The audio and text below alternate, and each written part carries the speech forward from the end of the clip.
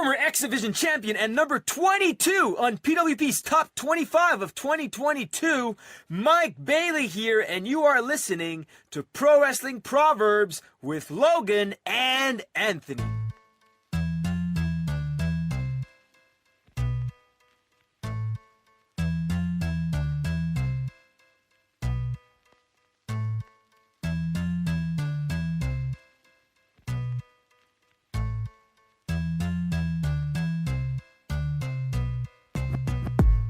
We've discussed in a couple podcasts now, Ring of Honor under the, I should call it the Tony Khan regime. We had the one when it was first purchased, and we've talked about it a couple times since then. It doesn't seem to be dying, but it's also not the third brand that it once was. What are you talking about? Ring of Honor is the best it's ever been. Ever. Yeah. I had hope for it. I really did. This is like WWE ECW levels of good here, right? People say that's bad, but you guys just don't know what good wrestling is. So. Well, see, that's the thing, right? If WWE ECW wasn't called ECW, it wouldn't be looked at as bad. Because it got to show off some veteran talent that didn't have a spot on the other two shows. It got to show off some new talent, like Kofi Kingston, Sheamus, Evan Bourne. And it was a spot where tag teams could kind of go and figure each other out before having a big feud, like, you know, Miz and Morrison, or the returning Eminem. Uh-huh. Ring of Honor, that's essentially what it was before it was bought by Tony Khan, right? It's where, you know, Bully Ray would show up, or Rhino, or Jushin Liger, or the numerous people on WWE, AEW, and TNA right now that had a Ring of Honor stint. Whether it's current World Heavyweight Champion Damian Priest, whether it's the man vying for the heavyweight title in AEW, Bryan Danielson. Just the list goes on. I could probably just list off people like reading a phone book who started in Ring of Honor. It's one of those things that was a catalyst for current wrestling. And I thought, and I believe at the time you thought the same thing, that Ring of Honor would kind of be a spot where, because Tony Khan was picking up wrestlers left and right, it would be a spot to where, you know, I don't have a match or a feud for you right now, but just go to Ring of Honor, have some good matches, and when we need you, we'll call you up. And they kind of did that with Samoa Joe to an extent. But after that, I can't really think of anyone they've done that with. I mean, I know the former Ember Moon, currently, I believe it's Athena, has been Ring of Honor Women's Champion for a long time. But I couldn't tell you a feud she's been in. I know she's had some good matches, but there hasn't been like a long-term feud that's wowed me. I know right now the heavyweight title is probably the best it's been since the Tony Khan regime's kicked in, but it's because we're finally seeing it on a Briscoe. Granted, would Mark Briscoe be heavyweight champion if Jay Briscoe hadn't passed away? Up for debate. That's neither here nor there. I realized that by owning the tape library, by owning the name, Tony Khan could pull off a Ring of Honor One Night Stand, and from there, just convert the name to really anything else. Make it another show, do a branch, something. But I think it's almost time to retire the Ring of Honor name. Because as of recording, let's just run through the champions here. As I said, Mark Briscoe for the world champion. He defeated Eddie Kingston for the title at Supercard of Honor. The television champion belongs to Atlantis Jr., who defeated Kyle Fletcher at CMLL's Super Viernes. The pure champion is Lee Moriarty, who defeated Wheeler Yuta at Death Before Dishonor. Athena is the women's champion, and she defeated Mercedes Martinez at Final Battle all the way back in 2022. And Red Velvet is the women's television champion after defeating Billy Starks at Death Before Dishonor. As for the tag division, Dustin Rhodes and Sammy Guevara defeated the Undisputed Kingdom to be the tag champions, and Dustin Rhodes and the Von Erichs defeated the Undisputed Kingdom to win the six-man titles. I'm not going to dog Dustin Rhodes for this. I'm glad to see him with a couple more championship reigns. I'm glad to see that they're kind of giving him the Dusty Rhodes and have a Dusty role and working with younger talent. I know for a fact the Von Erichs are from there. Yeah, and Sammy Guevara's from Texas too, so he's kind of got a little Texas stable going on. Good for him. That's awesome. But besides Mark Briscoe and maybe Athena to an extent, none of these champions to me shout Ring of Honor. It's again, like you mentioned with WWE ECW. You figure at one time, Chavo Guerrero was ECW champion. Miz and Morrison were the SmackDown Tag Team champions, but they defended them a lot on ECW. Was it good that they got to have a spot? Yeah. Were they all good performers? Oh, certainly. Do they scream champion of ECW? No. So what I've done here is, for this, it's a little bit different of a scripture.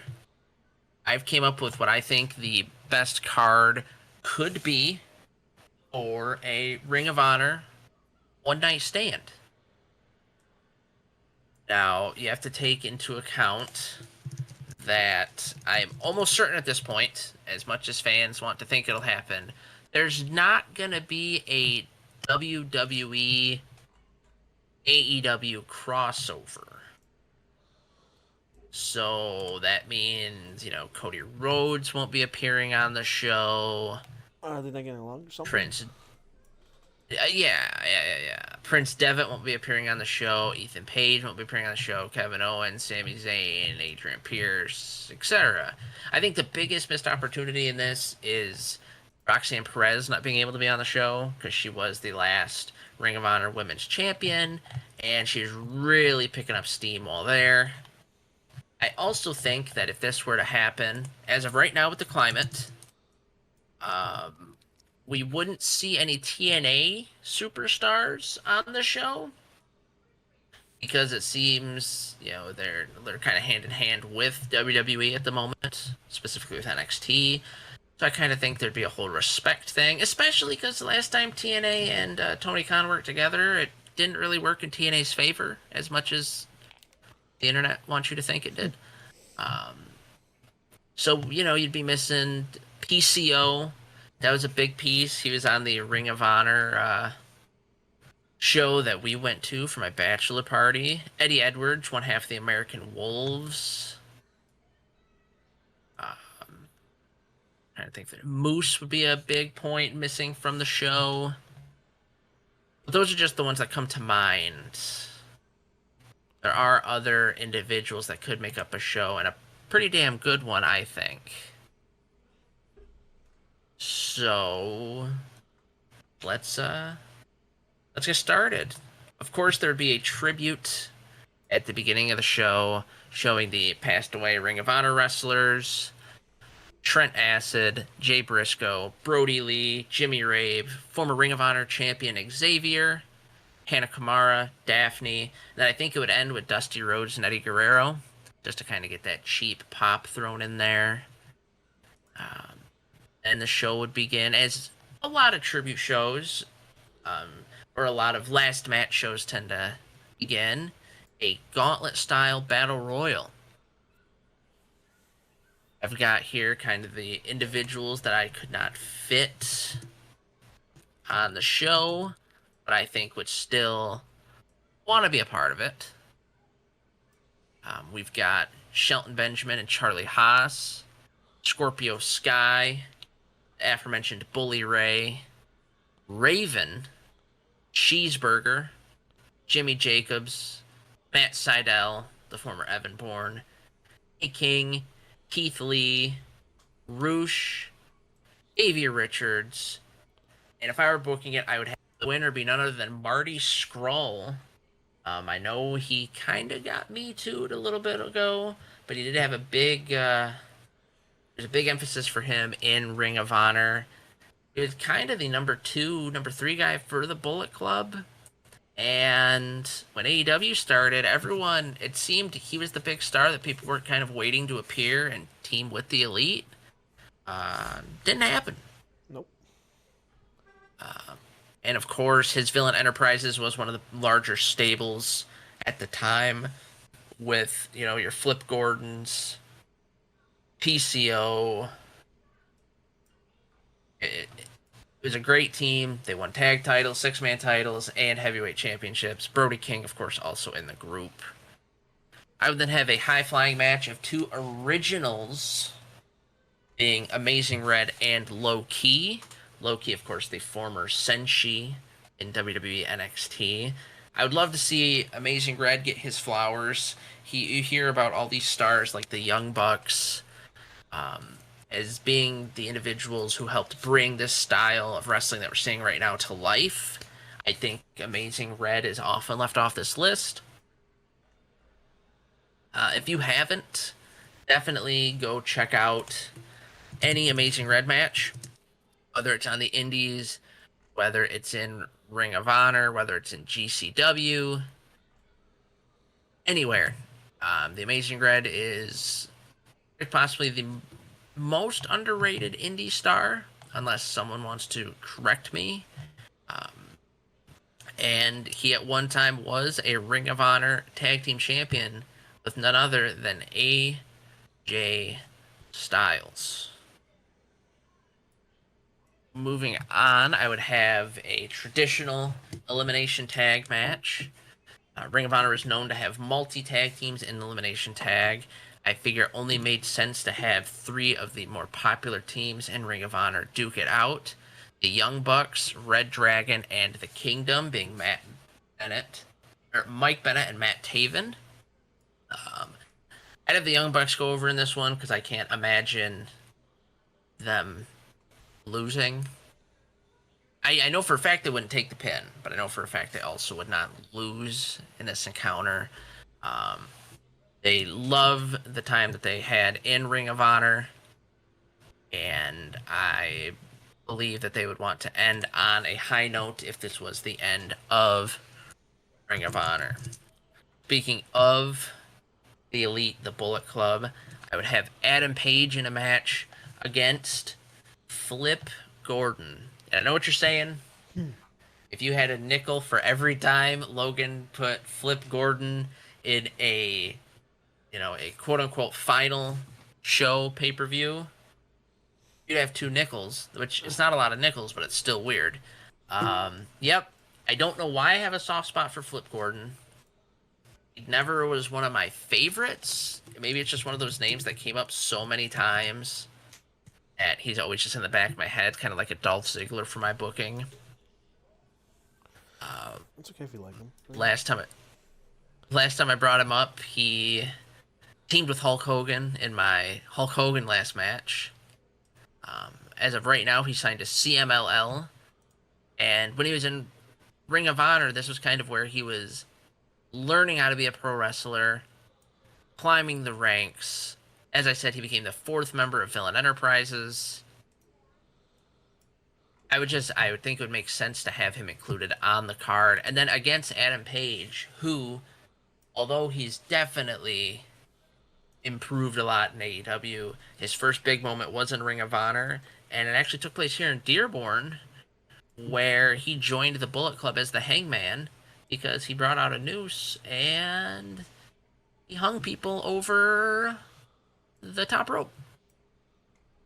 It was a big moment. It's one of those kind of flexes that I was there. Especially at the time, I was like, oh, EJ Whitmer's Whipping Boy is the new Bullet Club member. Cool, I guess. But now, looking back on it, I mean, it helped propel him to new heights that I didn't think were possible for him. And then to wrap up, having the Elite / Bullet Club fight, for my personal self, my own selfishness, we're doing Kenny Omega and Adam Cole. Oh, I forgot. I'd have Adam Page win his match. But the Kenny Omega Adam Cole match, if you would like, go to our YouTube and go to our Logan Scriptures playlist. Take a listen to the time and effort that I put in to Adam Cole versus Kenny Omega. And how Tony Khan was too scared to do it. He's not going to be scared at this. And he's going to have them finally duke it out. I think he's. I think Tony Khan's just in like a constant state of fear at all times. That's just his natural state. It's okay. This would be one of the few matches that I'd actually have like a true build-up for.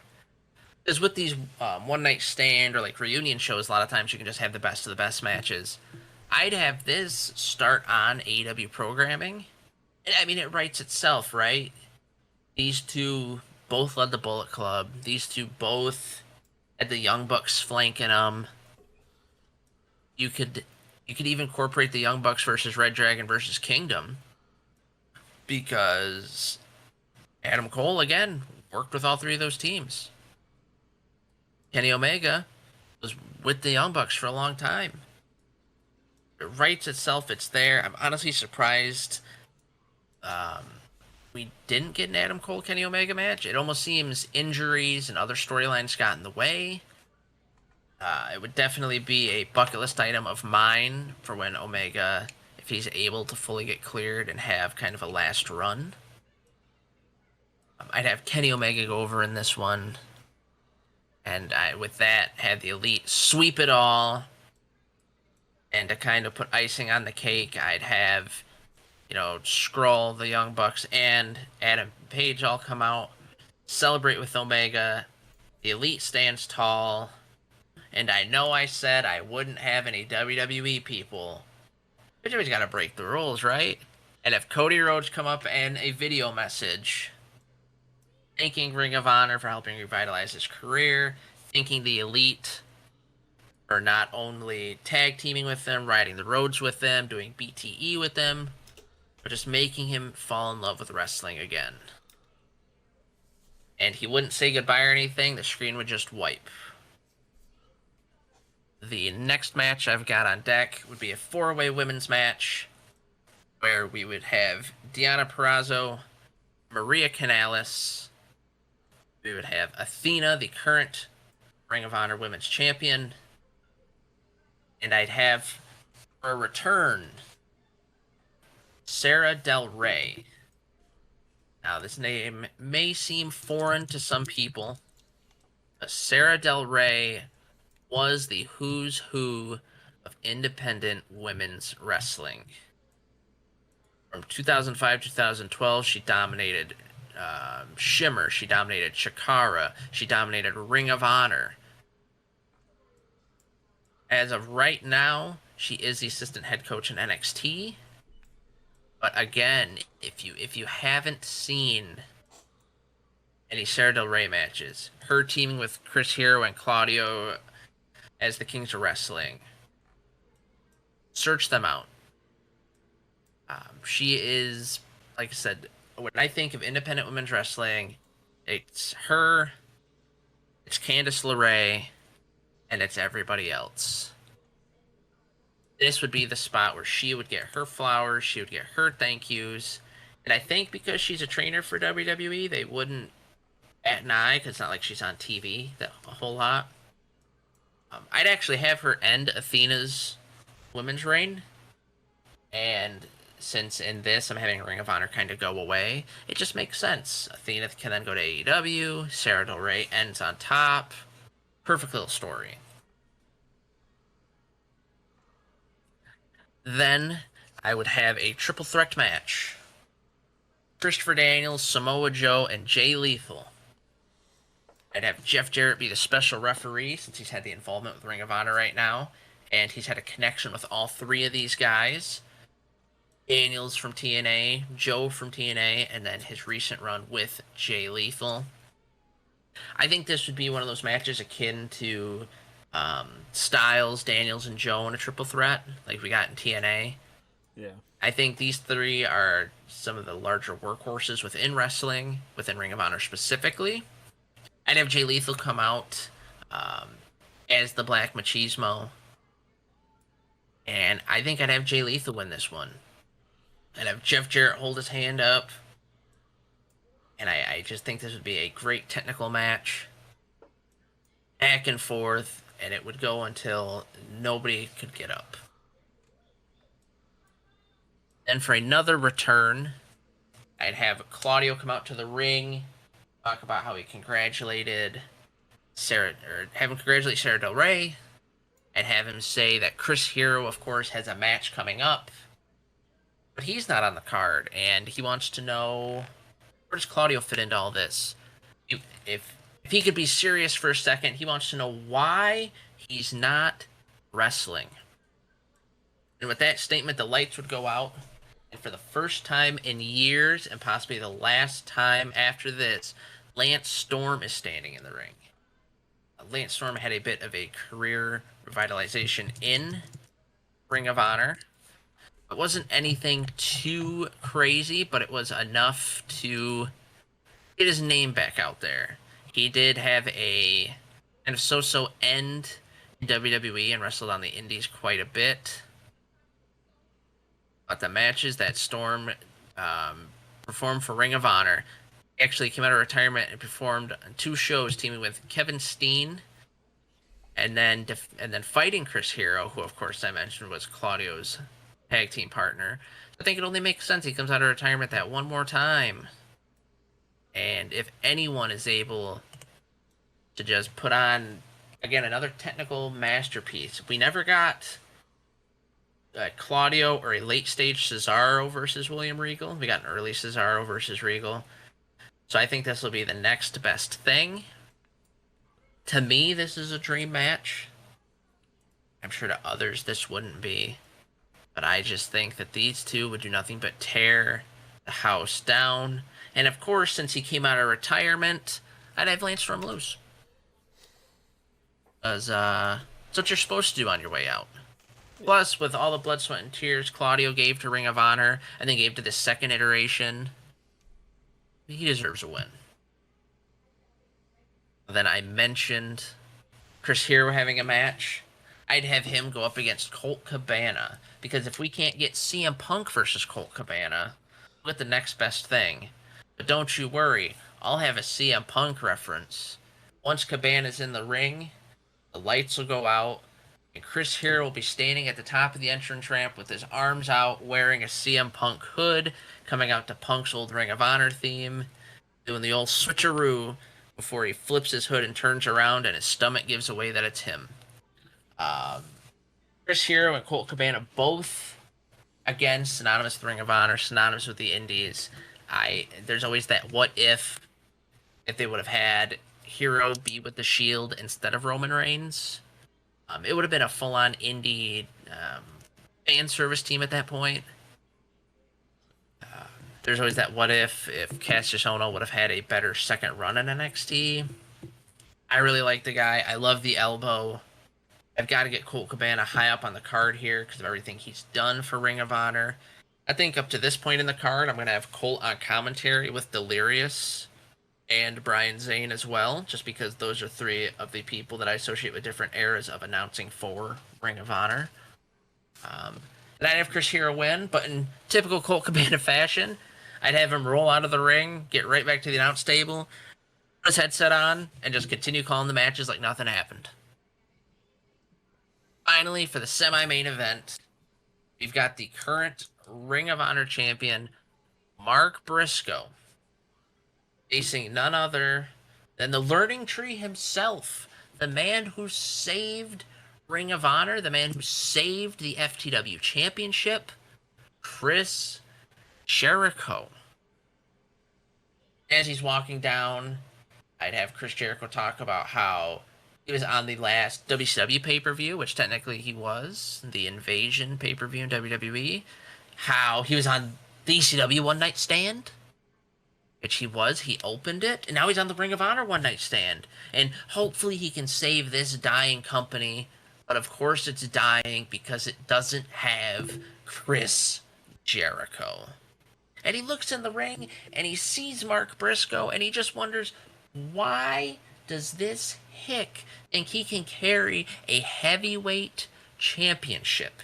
Has he even seen a suit? Has he even seen a shower? And he gets in the ring, and Mark just begins to go off on him.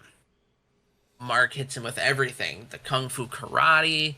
He hits him with his signature moves, Jay's signature moves. I have Mark squash Jericho. Because in the weeks leading up to this, he just talks about how he's going to go. And since he couldn't save Ring of Honor, he'll give it one more attempt, but he'll probably have to kill it. Mark had finally heard enough, especially since this is where he and his brother won 11 tag team championships. It seemed like, in my opinion, Jay's death really stalled the new Ring of Honor. It almost seemed like they were getting positioned to be the top tag team, if not the top guys.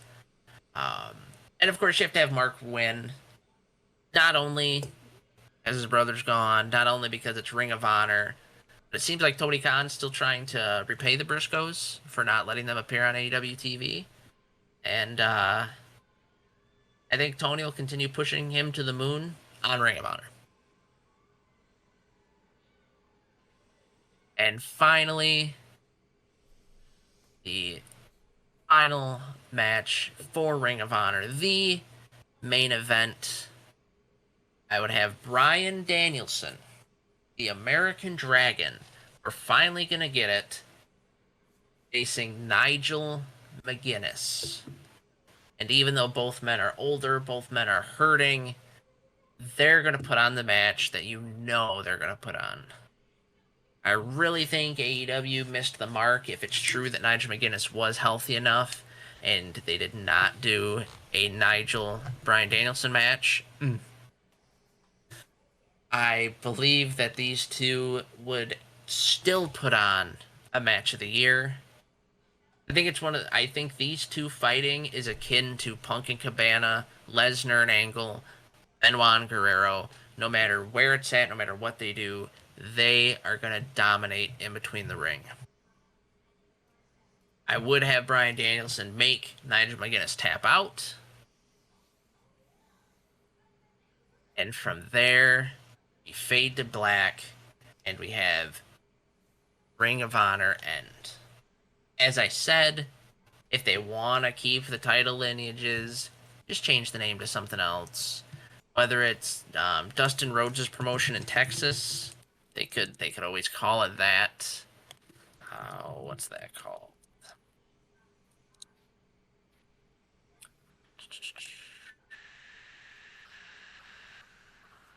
Goldust Pro Wrestling. No, it's got a real name. I don't know why I can't find it. It's like the Texas Outlaw. I don't know. The Rhodes Wrestling Academy. I thought it had a real name, but maybe. Yeah, it is through the Rhodes Wrestling Academy. I wouldn't have Dustin on the show. I wouldn't have the Von Erichs on the show. I wouldn't have Sammy Guevara on the show. Instead, to utilize them as tag champions, I'd have them go up to AEW, fight the AEW tag champions. Obviously, Dustin and Sammy would lose. I'd have Dustin and the Von Erichs beat the six-man champions, though, just because I think that could be a fun team that could continue going. Eventually, the Von Erichs turn on Dustin. But I think this would be a final bang for Ring of Honor. I think this would be a final show to really get fans invested. And we made the comparison to ECW earlier. I think Ring of Honor will be one of those that when it ends, the fans are going to clamor for it. And whenever certain people come out, your Mark Briscoes, even your Young Bucks to an extent, they'll chant ROH or Ring of Honor just like they did ECW. As I said, though, don't take it the wrong way. I don't hate the new Ring of Honor. I am still a little disappointed with it. it was always something special. You never knew who could show up because of their relationship with Japanese promotions and Mexican promotions and other independent promotions.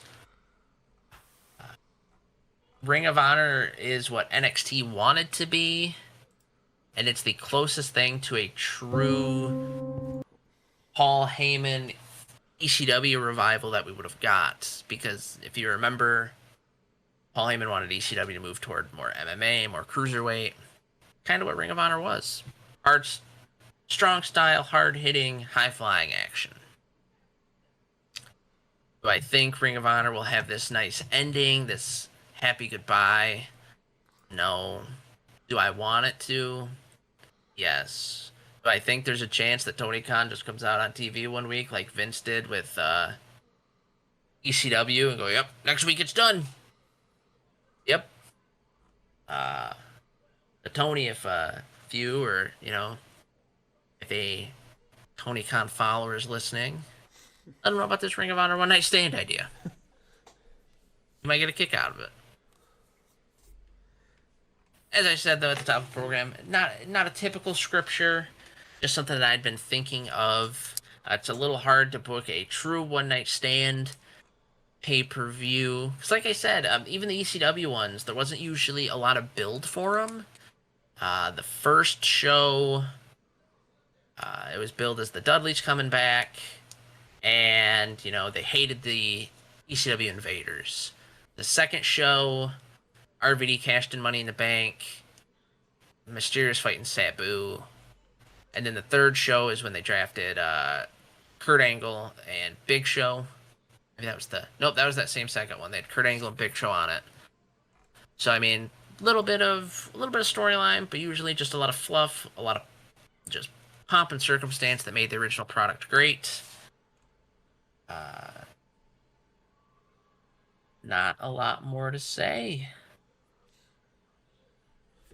If you're interested in more fantasy booking content, either head over to our Spotify and look for the Logan Scriptures, or head over to YouTube, like I said, the Logan Scriptures playlist, as well as the Booking DIY, which has some fantasy booking ideas from back when we first started this thing. I believe we're on the 12th scripture now, and I'm still salty that the only thing that's almost came true is Shane McMahon showing up in AEW. Hey, that hasn't happened yet. So, not yet, but it's coming. It's coming, and you're gonna love it. We'll do a celebratory pod the day it happens. We'll do a live reaction. Yeah. I'll be depressed. I'm sure it'll be great.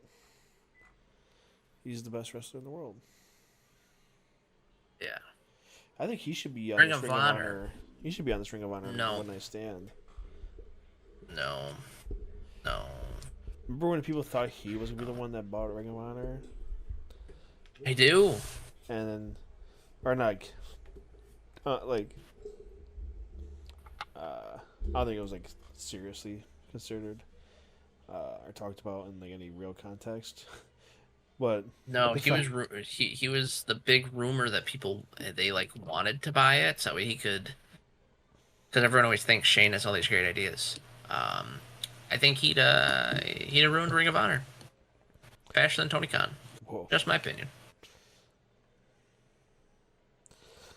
Well, anyway, If you've made it this far, and as I said, you're interested in the fantasy booking, not only listen to our previous scriptures in DIY, head over to our Etsy page where you can purchase your very own Logan Scriptures notebook. And then in that, you can write out your own Logan Scriptures, just like I have here in my good book. But on this Ring of Honor One Night Stand, the book, the story of Ring of Honor is closed.